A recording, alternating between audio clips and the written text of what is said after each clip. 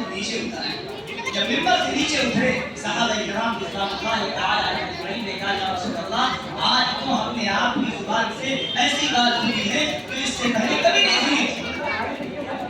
آج آپ نے جب آپ ممبر پر چڑھے تو آپ نے جب پہلے سینے پر قدم رکھا تو فرمایا آمین, دوسرے پر فرمایا آمین, تیسرے پر فرمایا آمین. تو یہ آمین والا مسئلہ کیا ہے؟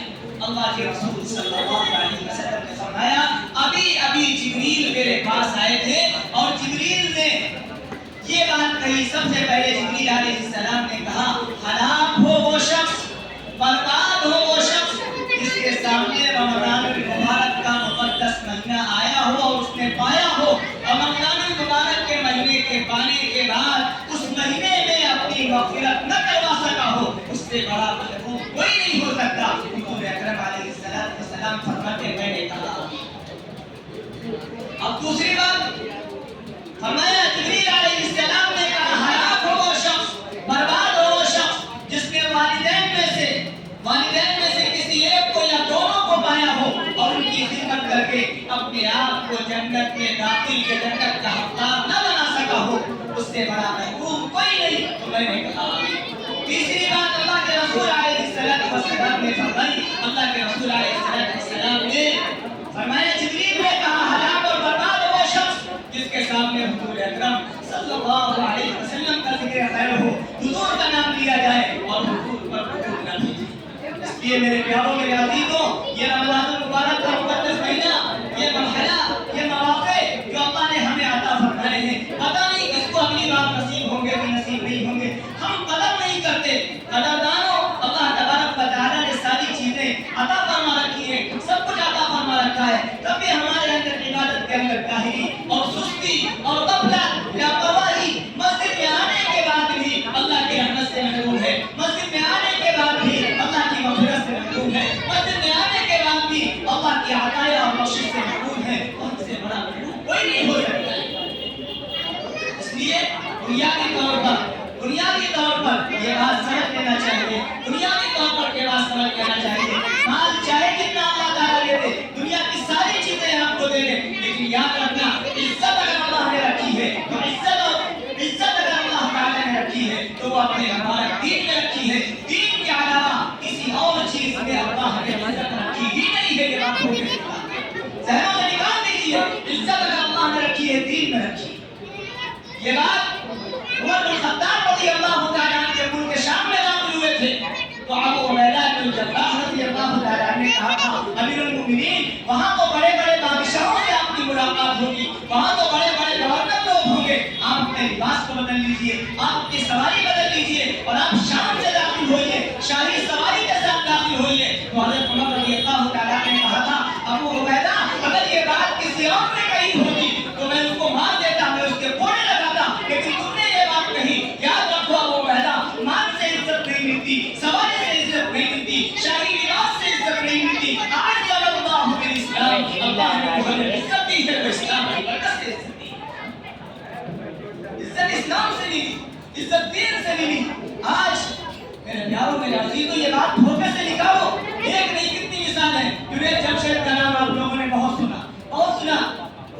اللہ تعالیٰ نے کہاں سے نکالا اور کیسی موت ہوئی, شہادت کی موت ہوئی, کیسی موت ہوئی. لیکن ایک زندگی وہ بھی تھی, بہت مشہور تھا, گائیکار تھا, بہت بہترین گانے والا آدمی, لیکن مشہور بہت تھا. مشہور ہونا الگ ہے, عزت دینا الگ ہے. مشہور تو بہت لوگ ہیں, لیکن ہر مشہور آدمی اللہ کے نزدیک معزز نہیں ہوتا, ہر مشہور آدمی عزت والا نہیں ہوتا. اداکاریں بہت مشہور ہوتی ہیں لیکن وہ عزت والی نہیں ہوتی. جنید جمشید مشہور پہلے تھے, لیکن جب اس کے بعد جب ان کی زندگی بدلی, جب اللہ کے راستے میں نکلے, دعوت کی محنت کرنے لگے, تو اللہ نے عزت بھی دی اور شہرت بھی دی اور اللہ نے شہادت کی موت دی. تو عزت اگر اللہ تعالیٰ نے رکھی ہے تو وہ اپنے مبارک دین میں رکھی ہے اور اسلام میں رکھی ہے. میرے پیاروں ہم یہ نہ سوچیں ہم بڑے ہیں, یہ لوگ ایسے ہیں, ہم پیچھے بیٹھے ہوئے ہیں, یہ تراویح پڑھ رہے ہیں, ارے قرآن پڑھا جا رہا ہے. یہ یاد رکھنا یہ قرآن کے ساتھ, اللہ کے کلام کے ساتھ اہانت ہے, توہین ہے, اللہ کے کلام کی حقارت ہے. اور جس کے دل میں اللہ کے کلام کی حقارت آ گئی اس کے ایمان کا خطرہ ہے. ہم جھوٹی سمجھتے ہیں.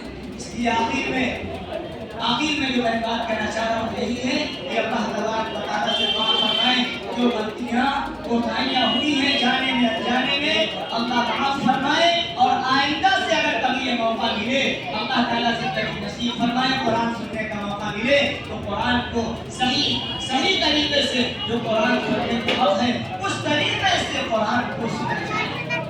اور دوسری چیز یہ ہے میرے پیاروں، قرآن کریم سے اپنی زندگی کو وابستہ کرو، قرآن سے تعلق جوڑو، قرآن کے مضبوط ہو جاؤ اور اپنے بچوں کو، اپنے نوجوانوں کو اور اپنے معصوم بچوں کو قرآن کریم کی تعلیم پہلے مرحلے میں دلاؤ، ساری تعلیم دلاؤ، سب کچھ حاصل کراؤ، لیکن قرآن کی تعلیم، دینیات کی تعلیم، اتنی تعلیم اپنے بچوں کو ضرور دلا دو کہ اگر ہمارا بچہ اسکول میں جائے یا کالج میں جائے یا کہیں بھی جائے کم سے کم ہمارے بچے کے اندر یہ بات واجب ہے کہ دین ہی حق ہے، اسلام ہی حق ہے، باقی اس کے سامنے جتنے مذاہب آئے سب کا وہ انکار کر رہا ہو، اسلام حق ہے، یہ بات ہمارے بچوں کے ذہن میں بچپن میں بٹھا دی جائے اور ان کو بچپن ہی میں یہ بات پڑھا دی جائے کہ دیکھو بیٹا تم سب کچھ کر لینا لیکن اپنے اسلام کا سودا نہ کرنا،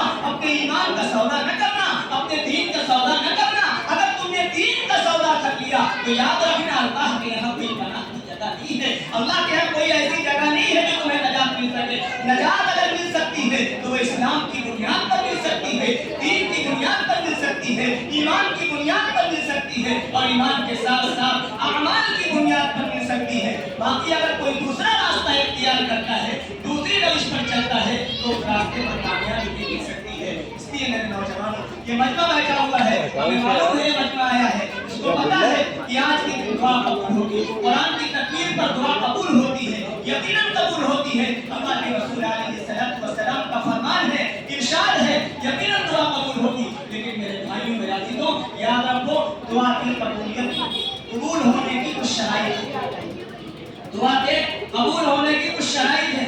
دعا قبول ہونے کی پہلی شرط یہ ہے کہ ہمارا کھانا اور پینا حلال ہونا چاہیے۔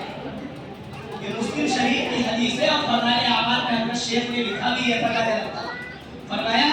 شیخ نے فرمایا کہ بعض لوگ دعائیں کرتے ہیں اور دعائیں ایسے کریں گے کہ آپ کو بھی ترس آ جائے، آپ کو بھی رحم آ جائے، رو رہے ہیں، گڑ گڑا رہے ہیں، اللہ کے سامنے آنسو آ رہے ہیں، لیکن ان کی دعا ان کے سر کے اوپر بھی نہیں جاتی۔ حضرت نے فرمایا مسلم شریف کی حدیث کی روشنی میں کہ اس کی دعا قبول کیوں نہیں ہوتی؟ اس کا کھانا حرام ہے، اس کا پینا حرام ہے، اس کا لباس حرام ہے، اور جس کی غذا حرام ہو، لباس حرام ہو، پینا حرام ہو، اس کی دعا اللہ کے یہاں کیسے قبول ہو سکتی ہے؟ اس لیے دعا کی قبولیت کی پہلی شرط یہ ہے کہ ہمارا کھانا پینا اور لباس حلال ہونا چاہیے۔ اور دوسری چیز یہ ہے کہ دعا جب ہم مانگیں تو دعا مانگنے کا جو طریقہ ہے سب سے پہلے ہم اللہ کی خوب جامع تعریف کریں، خوب تعریف کریں۔ کوئی چھوٹا موٹا کام ہوتا ہے، ہمارا بڑا کام ہوتا ہے، کسی کے پاس جانا پڑتا ہے، سباست کے پاس جانا پڑتا ہے یا اس کے اور اونچے عہدیدار کے پاس جانا پڑتا ہے تو ہم پہلے اس کی تعریف کرتے ہیں، تعریف کرنے کے بعد تب ہمارا مسئلہ حل ہوتا ہے۔ ایسے ہی اللہ سے بڑی ذات کسی کی نہیں، اور اللہ کی تعریف کرنے میں یہ بھی تو نہیں دیکھنا کہیں تعریف زیادہ نہ ہو جائے، انسان کی تعریف کرنے میں دیکھنا پڑتا ہے کہ کہیں مبالغہ نہ ہو جائے، لیکن اللہ کی تعریف جتنی ہو سکے خوب کثرت سے کرو۔ حضور اکرم جناب رسول اللہ صلی اللہ علیہ وسلم ارشاد فرماتے ہیں قیامت کے دن جب ہمیں اپنی امت کے لیے شفاعت کی اجازت دی جائے گی تو میں اللہ کے سامنے سجدے میں گر جاؤں گا اور اللہ کی ایسی تعریف کروں گا، ایسی تعریف کروں گا۔ اللہ کے رسول علیہ السلام فرماتے ہیں کہ وہ الفاظ اس سے پہلے ہمیں یاد بھی نہیں ہوں گے اتنا کام کرتا ہے۔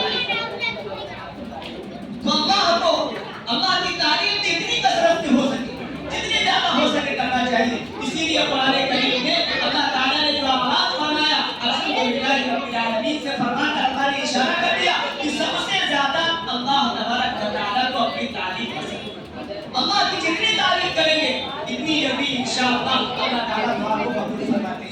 اور جو موقع باقی ہیں خاص طور سے فلسطین کے لیے، وہاں کے مسلمانوں کے لیے، وہاں کے معصوم بچوں کے لیے افطار کے وقت، تہجد کے وقت، جب آپ کو موقع ملے نماز پڑھنے کے بعد، فرائض کے بعد ان کو دعاؤں میں یاد رکھیں، ان کے لیے دعا دعائیں کریں، ان معصوم بچوں کے لیے دعائیں کریں، ان کی آپ نے بری سب کچھ دیکھ رکھا ہے، سب آپ کو پتا ہے وہاں کیسے حالات ہیں، پھر ہمارا یہ برتاؤ، ہمارا یہ سلوک، ہماری یہ لاپرواہی، ہماری یہ غفلت کیا بتانا چاہیے؟ اس لیے میرے پیاروں میرے عزیزوں، یہ چند گزارشات تھی جو ہم نے آپ کے ساتھ رکھی، کوئی بات نہیں کی ہے بلکہ یہ چند گزارشات آپ کے سامنے رکھی ہیں۔ اللہ تبارک و تعالیٰ سے دعا فرمائے کہ اللہ تعالیٰ ہم سب کو ان باتوں میں عمل کرنے کی توفیق عطا فرمائے۔ اور آخر میں ایک بات یہ ہے کہ جو مجمع آیا ہوا ہے یہ مجمع پورا سن لے میرے بھائی، تراویح ابھی مکمل نہیں ہوئی میرے پیاروں، چاند دیکھ کے تراویح کا آغاز ہوتا ہے، چاندی پر تراویح ختم ہوتی ہے، اس لیے پورا مہینہ تراویح پڑھو۔ قرآن مکمل ہو گیا، ابھی علم تراویح سے تراویح ہوگی، قرآن مکمل ہونا یہ الگ سنت ہے، علم تراویح سے پڑھنا الگ سنت ہے، دونوں سنتوں پر عمل کرو اور پورا مہینہ تراویح پڑھو۔ انشاءاللہ اگر پورا مہینہ تراویح پڑھیں گے اس کے بعد جب آخری دن ہوگا تو اللہ تبارک و تعالیٰ کی طرف سے ہمارے اور آپ کے لیے بشارتیں بھی ہوگی اور مغفرت کے پروانے بھی ہوں گے، جہنم سے خلاصی بھی اللہ فرمائیں گے۔